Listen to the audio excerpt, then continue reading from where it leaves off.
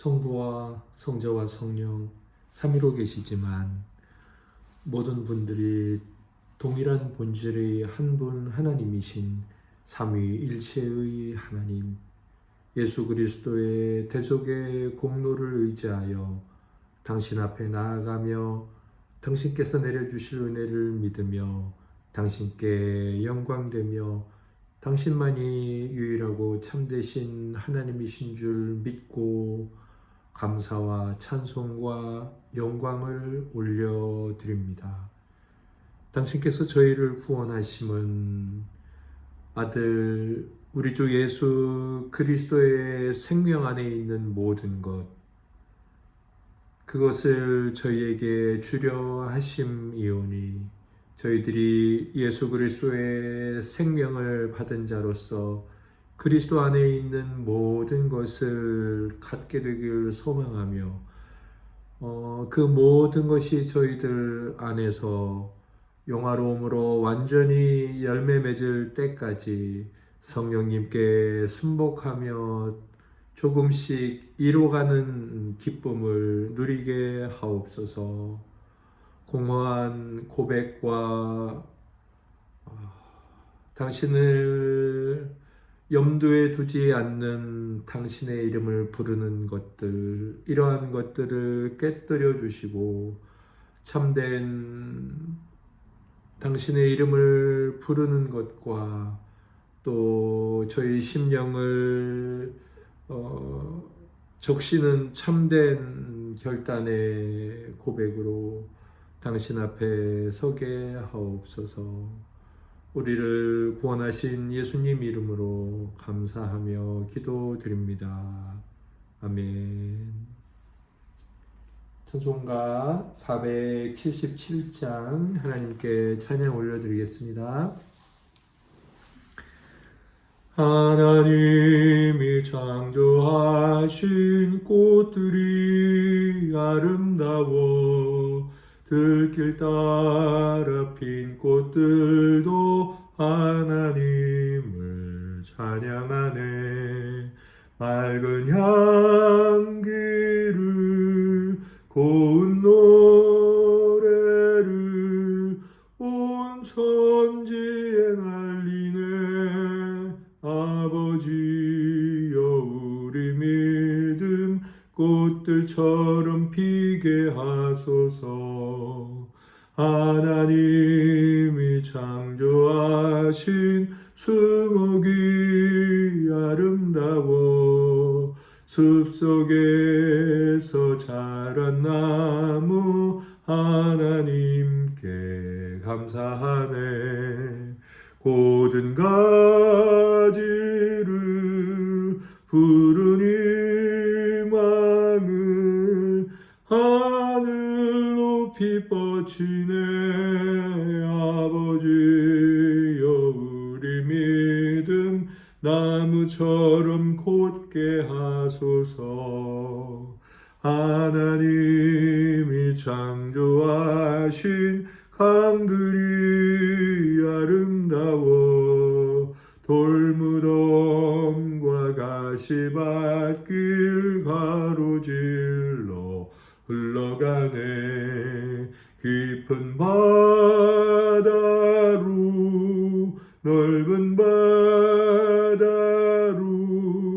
쉬지 않고 흐르네. 아버지여 우리 믿음 강물처럼 깊게 하소서. 하나님이 창조하신 별들이 아름다워 밤하늘을 수놓으며 하나님을 경외하네. 빛이 되어라 어둠 밝혀라 주의 말씀 따르네. 아버지여 우리 믿음 별들처럼 밝게 하소서. 문세미를 교회는 수요일에 수요학당이라는 이름으로 하나님께 영광 또 우리들에게는 은혜의 시간을 갖고 있습니다. 기독교 고전을 모두가 다 같이 읽고 와서 함께 받은 은혜를 나누는 거죠. 6번째 시즌이라고 할 수 있죠. 그리스도의 기도학교 2권 기도 생활을 할 차례입니다. 앤드류 머레이 기도론의 전집이고요. 오늘은 제8장 순종과 승리하는 삶이라는 내용을 통해서 하나님께 영광 또 우리들 간의 은혜를 나누도록 하겠습니다. 기도를 바로잡는 것은 기도만으로 되지 않는다라는 내용이 중간에 나오던데 기도에 관한 책이지만 신앙생활의 전 반면 우리가 그리스도 안에서의 그 참된 교제에 관한 주제들이 계속 나오고 있는 것 같습니다. 1교시는 지체들께서 나눠주실 텐데요. 김남희 사모님부터 은혜를 나눠주시겠습니다.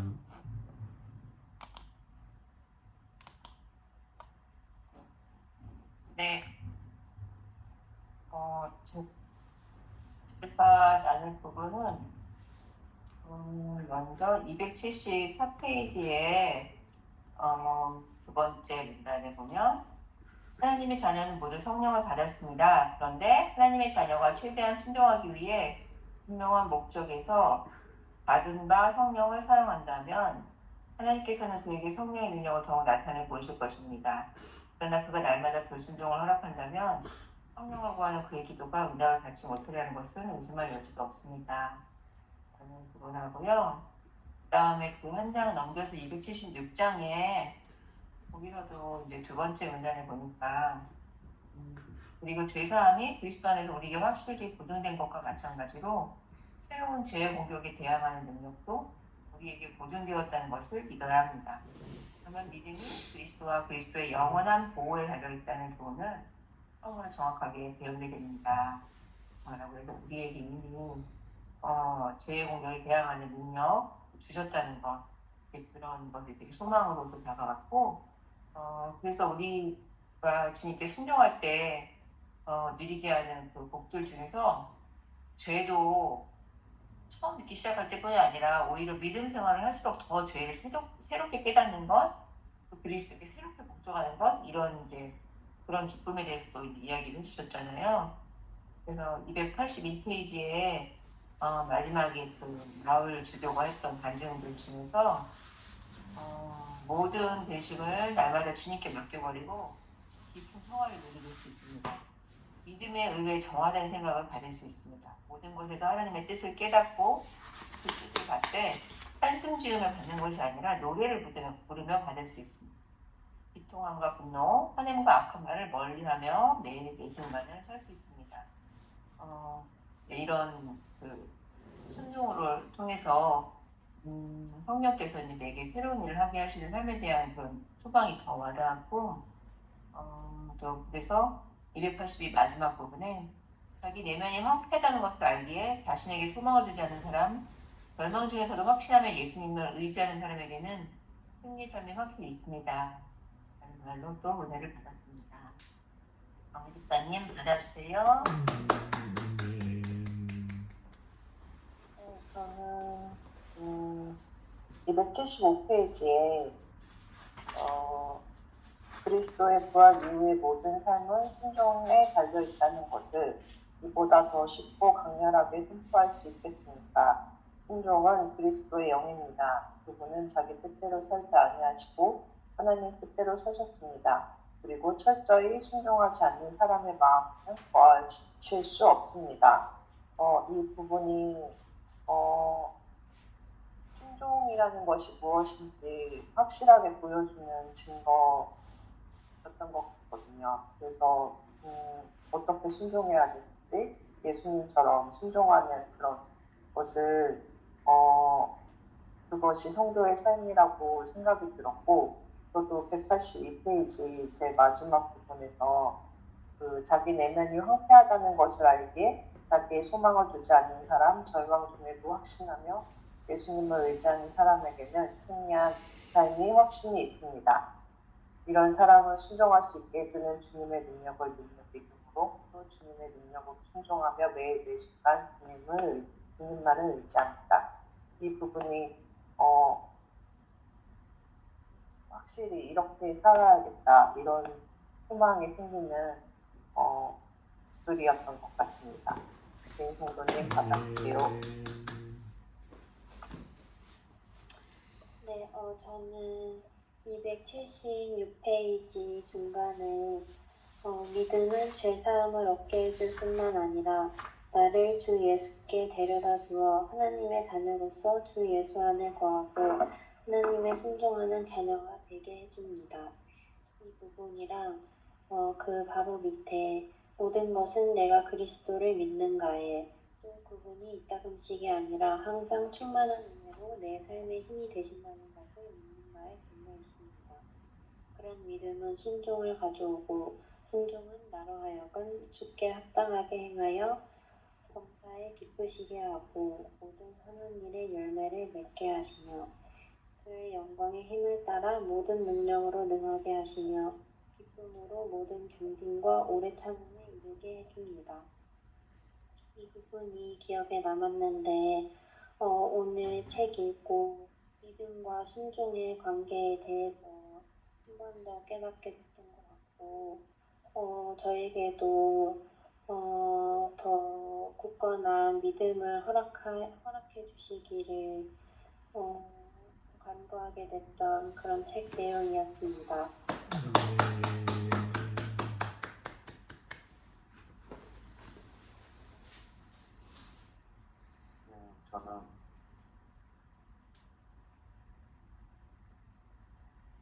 저는 제일 273페이지 제일 첫 문단에 한 사람이 순종하지 아니하면 많은 사람이 죄인이 된 것 같이 한 사람이 순종함으로 많은 사람이 의인이 된다. 이 말씀과 저도 마찬가지로 282장 의 마지막에 주님의 능력으로 순종하며 매일 매 순간 주님만을 의지하는 그런 많이 나왔고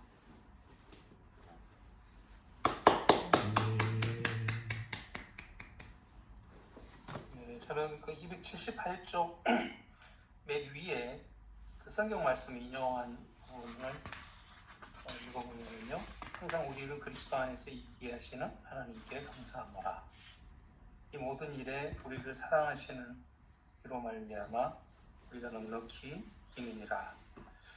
이 말씀을 보니까 오늘 그 성경 읽기 부분이었던 레위기 26장 말씀이 떠올랐거든요. 7절에 보면은 너희의 원수들을 쫓으리니 그들이 너희 앞에서 칼에 엎드러질 것이라. 또 너희 다섯이 백을 쫓고 너희 백이 만을 쫓으리니 너희 대적들이 너희 앞에서 칼에 엎드러질 것이다. 이렇게 구약에서나 신약에서나 이렇게 승리하는 삶을 약속해 주시고 그리고 확신하게 해 주셨는데 이런 승리의 삶과 관련해서 상당히 인상 깊게 나왔던 부분이 277쪽 아까 목사님이 이제 말씀해 주셨던 부분인데요. 중간에 보시면 기도 생활은 기도만으로 개선될 수 있는 것이 아닙니다. 이제 계속해서 이제 이야기해 왔던 건데요. 기도 생활은 전체 영적 생활과 밀접하게 연관되어 있어서 기도가 그 합당한 능력의 자리를 차지하려면 기도하지 않던 이전의 삶 전체가 새로워지고 거룩해야 합니다. 거룩해져야 합니다. 하나님께서 자녀들에게 초대하시는 승리의 삶이 아니라면 절대로 만족해서는 안 됩니다. 라고 해서 삶 전체가 새로워지고 거룩해졌을 때 이렇게 승리의 삶을 우리가 누릴 수 있고 그리고 이런 승리의 삶 가운데서 기도가 꽃처럼 이제 확실하게 확 피어나는 그런 삶을 살 수 있게 된다라고 말씀해 주시는 것 같습니다. 그래서 이제 이거 또 이제 성령님께서 279쪽 중간에 보시면 성령님 우리 마음을 확실하게 이렇게 장악하셔서 예수 그리스도께서 장악하시고 그리고 그럴 때 우리 죄를 짓는 일에서 당신을 도우실 수 있고 이것이 이제 실제로 우리를 승리하게 만들 수 있습니다. 라고 이렇게 나와 있는데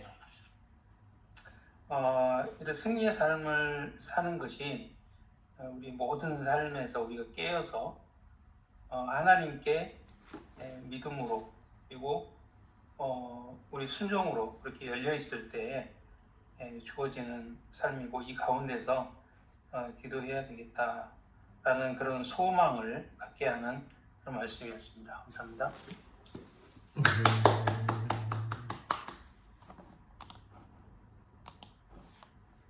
지체들의 나눔 감사합니다. 이 교시는 저의 강해이자 나눔입니다. 제가 오늘 나눌 내용의 제목을 이렇게 정해봤습니다. 선한 행위를 위해 창조된 사람들. 선한 행위를 위해 창조된 사람들. 제 고백은 아니고 앤서니 후크마라고 그분의 이제 책 중에서 이런 내용이 나와요.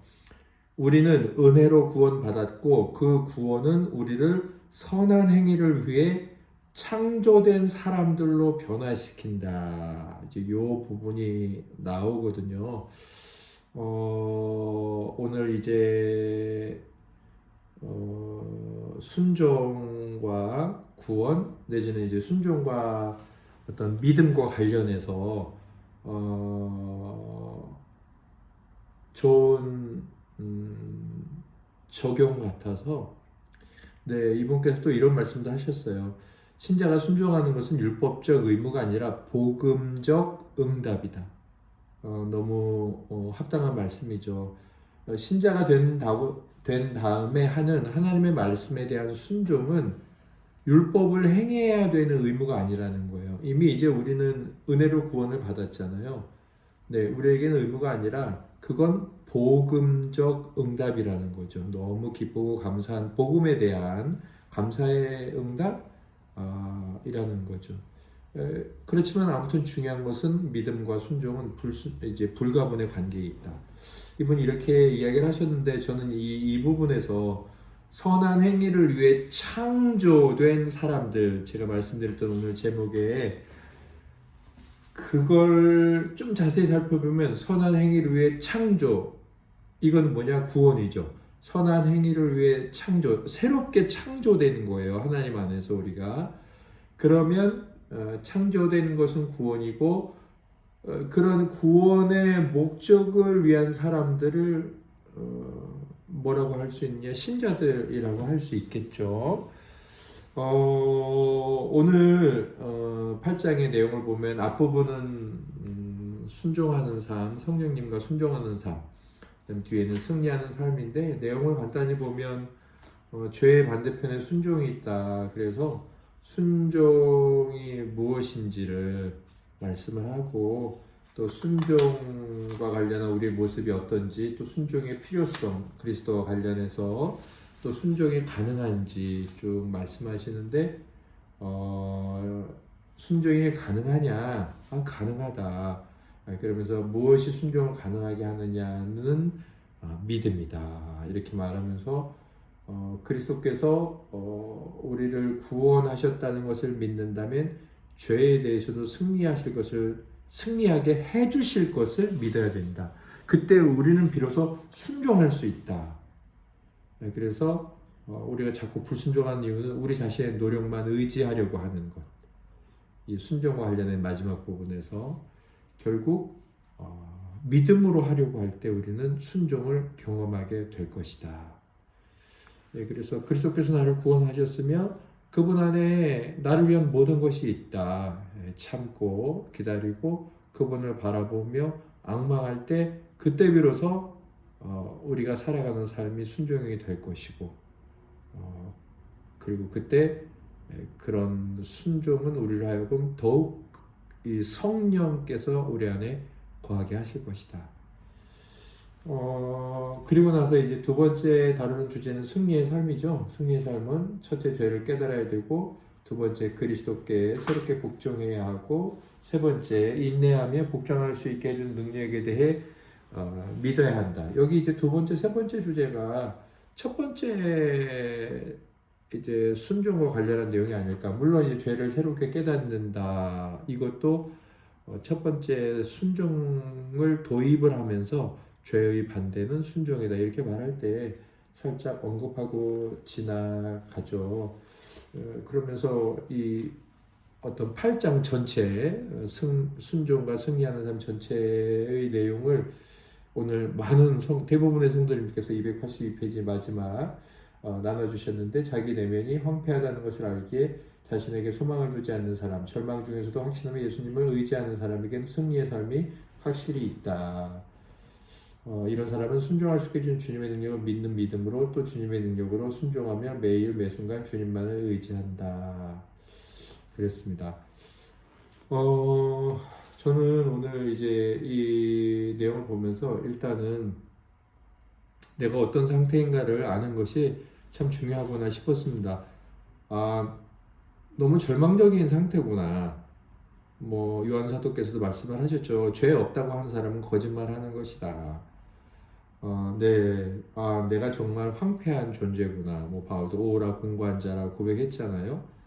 그런데 그것을 참되게 인정할 때 우리가 참되게 예수님을 믿게 되거든요. 그래서 바울도 이제는 정죄함이 없나니 그러면서 또 그 고백을 하고 난 뒤에 바로 환희의 찬송을 하잖아요. 여기서 중요한 것은 내가 정말 황폐하다고 인정하는 것. 그러니까 나는 죄 없어. 그렇게 말하면 하나님을 거짓말하는 분으로 만드는 거잖아요. 우리 다 죄 있잖아요. 근데 뭘 그렇게 그리스도 안에 있는 자들이 죄 얘기를 하냐, 뭘 그렇게 회개 얘기를 하냐, 이런 분들이 있기도 하고, 그리고 특별히 뭐 내가 죄 지은 게 있나? 뭘 회개해야 되지? 이런 분이 있기도 하는데, 그게 잘못됐다라고 분명히 오늘 책에서 말씀하시죠. 신앙생활을 더 해갈수록, 하나님을 알아갈수록 내가 얼마나 이 죄에 더럽혀 있는 존재인지 깨달을 수밖에 없다. 그것을 말씀하고 있는데, 사실은 우리가 하나님을 믿지 않는 이유, 하나님께 신뢰하지 않는 이유, 결국 뭐겠어요? 순종하지 않는 이유는 이 시작부터 우리가 연약함이 있다는 거죠. 잘 모른다는 거예요. 그러니까 자기 자신에 대한 성찰이나 하나님께서 죄라고 말씀하시며 우리가 우리 스스로는 절대로 구원할 수 없어서 예수 그리스도께서 오셨다는 그 도무지 구원의 방도를 찾을 수 없어 그리스도께서 오셨다는 그 하나님의 어떤 절박함에 대해서 우리는 모르다는 거예요.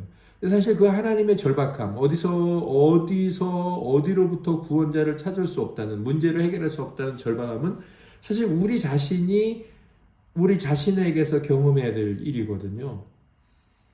뭐 우리가 오늘도 살아가면서 우리 자신에 대한 그런 절망을 깨닫지 못하면 굳이 주님 앞에 기도를 드리려고 하지 않죠. 그리고 뭐 하나님 도와주세요, 뭐 이렇게 말도 하지 않을 거고요.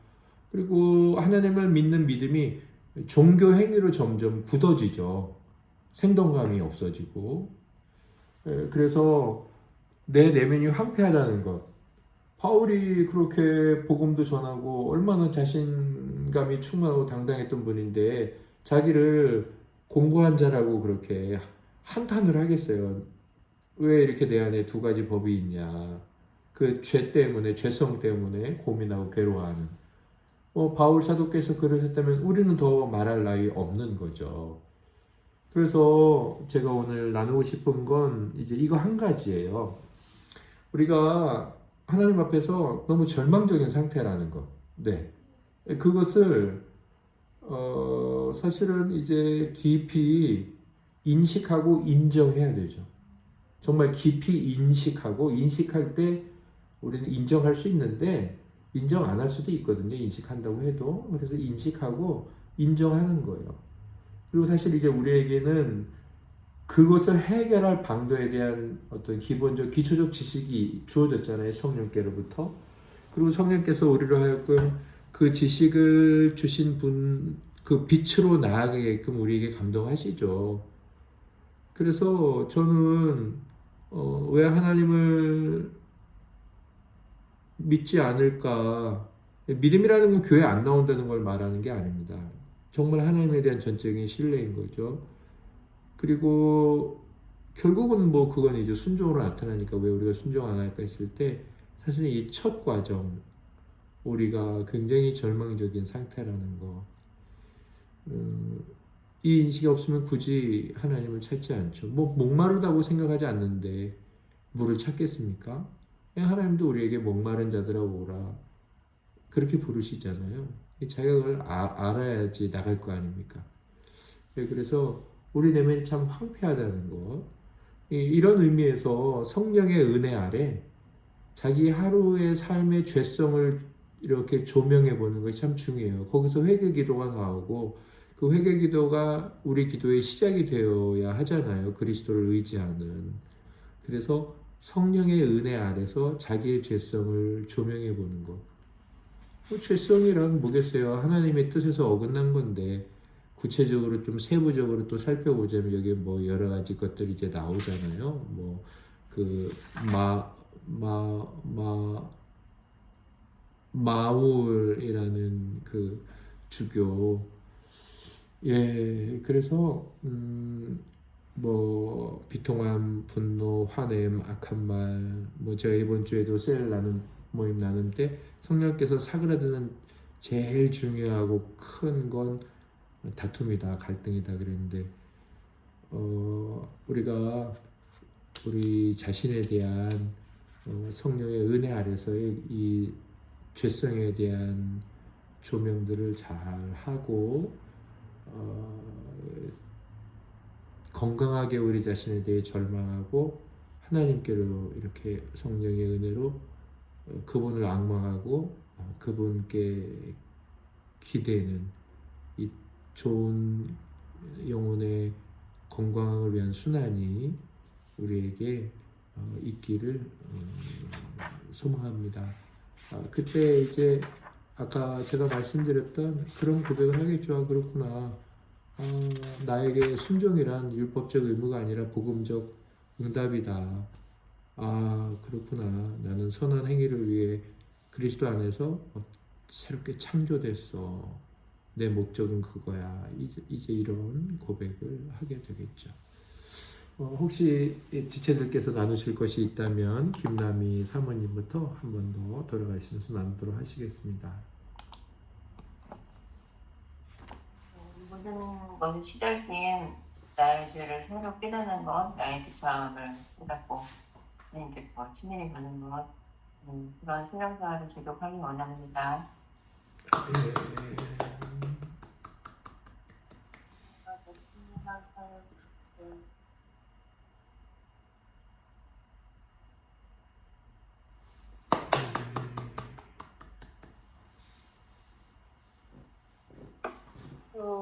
건강한 절망을 통해 하나님을 더욱 붙들기를 원합니다. 저도 진실되고 그런 마음으로 주님을 믿는 그런 성도가 되겠습니다.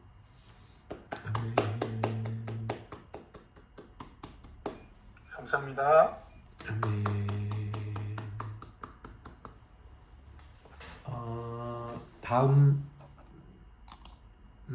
다음 주에는 제 9장 골방을 위한 제언을 읽고 또 함께 받은 은혜를 나누도록 하겠습니다. 오늘 기도는 지난주에 정그린 성도님 하셨죠? 아니에요? 그러면 지난주에 근데 제가 지난주에 김남희 사모님이 하셨나요? 그랬군요. 제가 했어요. 지난주에 정은혜 집사님. 그러면 제가 여기 안 적어놔서 그러면 우리 정그린 성도님 우리를 대표해 기도드리고 주님 가르쳐 주신 기도로 우리 모임을 마치겠습니다.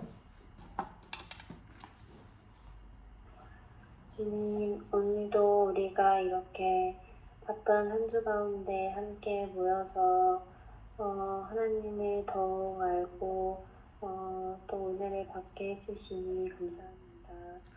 주님, 우리는 얼마나 약하고